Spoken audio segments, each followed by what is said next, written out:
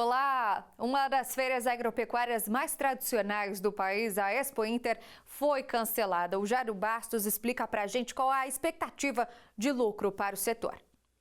Olha, a expectativa para a feira, que aconteceria no final do mês que vem, era movimentar pelo menos 2 bilhões de reais. Segundo a organização, o que pesou para o cancelamento deste evento foi a incerteza com relação ao coronavírus e também os riscos sanitários que uma feira desse porte traria para o estado.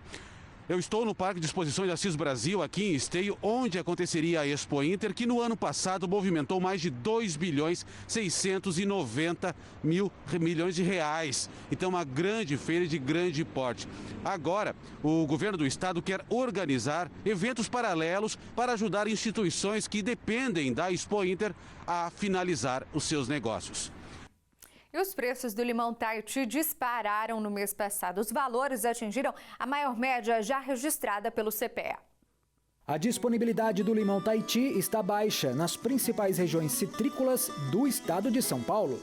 Segundo o CPEA, os preços da fruta dispararam, atingindo no mês passado a maior média já registrada em junho.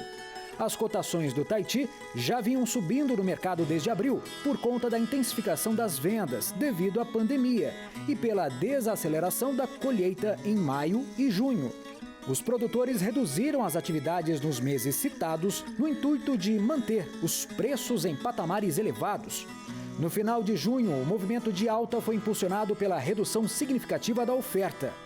A média de junho foi de R$ 32,42, mais que o dobro da verificada em junho de 2019, uma alta de 124%.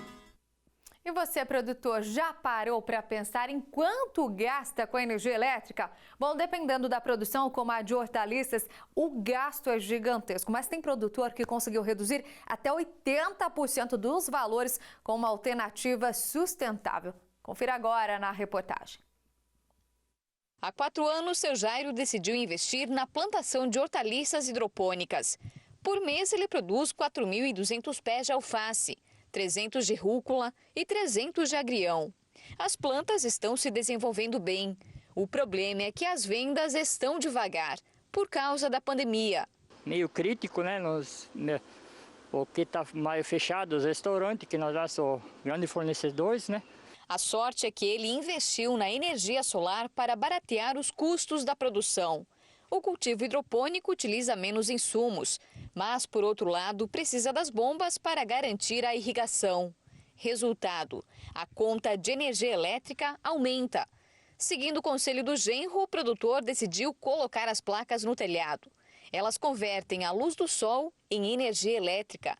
O antes e o depois nas faturas comprovam. Valeu a pena. Durante o verão, por exemplo, a conta chegava a quase R$ 2.000. Vale a pena.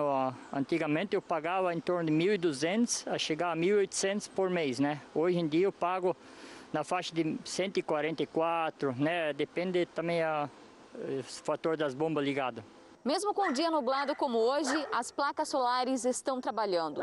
Aqui, tudo que é produzido, o seu Jairo utiliza nas estufas, na residência dele e ainda empresta para a residência da filha. E se no final do mês a produção for maior que o consumo, ele ainda pode devolver para a concessionária. São os chamados créditos de energia. Seu Jairo não foi o único. Nessa outra propriedade que sobrevive do turismo rural, as placas de energia solar também estão presentes. O proprietário do Rancho Alegre foi pioneiro em Joinville. Disse que optou pelo investimento por se tratar de energia limpa. E como eles sobrevivem da natureza, quanto mais preservação, melhor. Segundo a técnica da IPAGRE, o uso da energia solar na agricultura é a tendência do futuro. A tecnologia também está sendo usada pelos produtores de banana. O investimento é alto. No caso do seu Jairo, R$ 131 mil em 99 placas. O retorno costuma aparecer em 4 ou 8 anos e os equipamentos têm vida útil de 25. Por causa do alto valor, muitos produtores recorrem ao financiamento e existem linhas de crédito do governo disponíveis. Tem um programa chamado, a nível nacional, do governo federal, que é o PRONAF, que é o Programa Nacional de Fortalecimento da Agricultura Familiar. E todo ano é lançado um plano safra. Dentro desse programa existe uma linha chamada Pronaf Eco, onde esse tipo de energia ele é financiado. O governo do estado de Santa Catarina tem um programa chamado Programa Menos Juros, onde até R$100 mil, né, a Secretaria da Agricultura ele recebe 2,5% nos juros que ele iria pagar. Então, diminui também os juros para o agricultor nesse tipo de projetos de investimento. Lembrando que você pode nos assistir ao vivo também pelo YouTube, é só acessar youtube.com/RecordNews ou então aproxime a câmera do seu celular desse QR Code que aparece agora aqui na sua tela, que ele vai te redirecionar para o nosso canal. Não se esqueça de se inscrever na página para conferir todo o nosso conteúdo, que é exclusivo da web.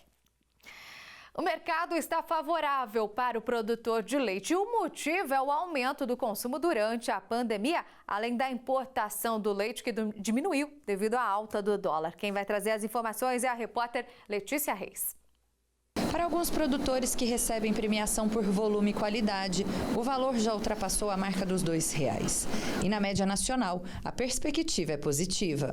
O preço em junho pelo leite de maio deve chegar aí a 1,51, 1,50 até 1,55.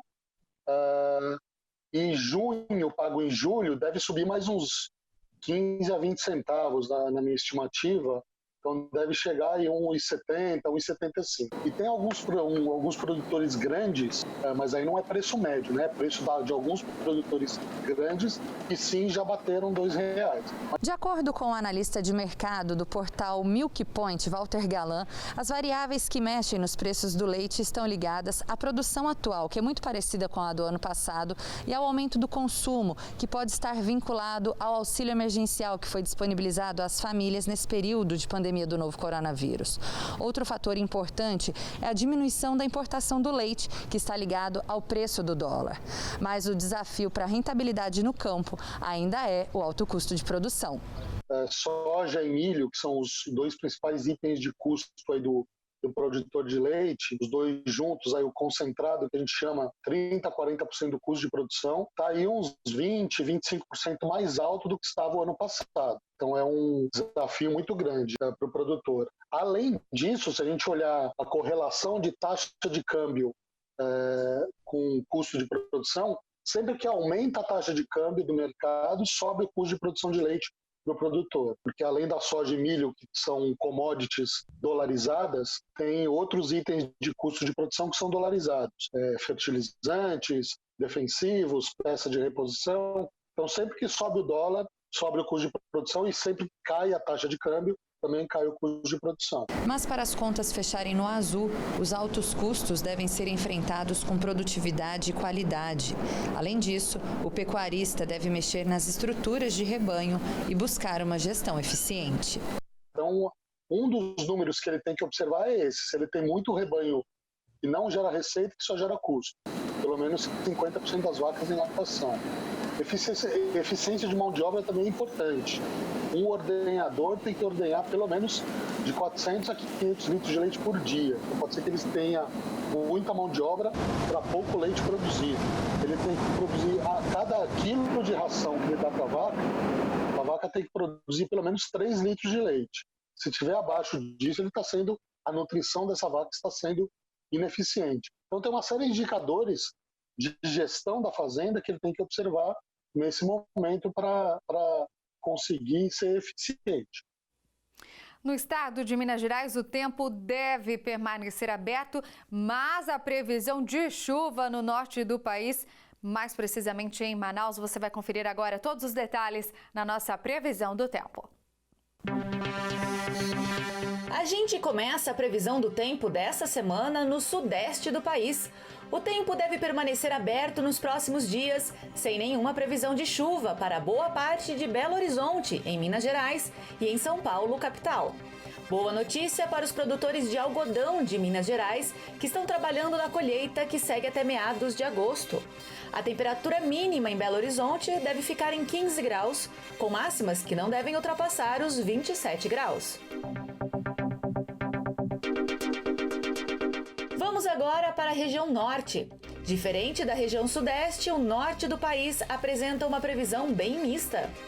O mapa indica chuva para toda a região de Manaus, capital do Amazonas, e muito sol e tempo seco em Palmas, no Tocantins. Em Manaus, a previsão indica cerca de 5 milímetros.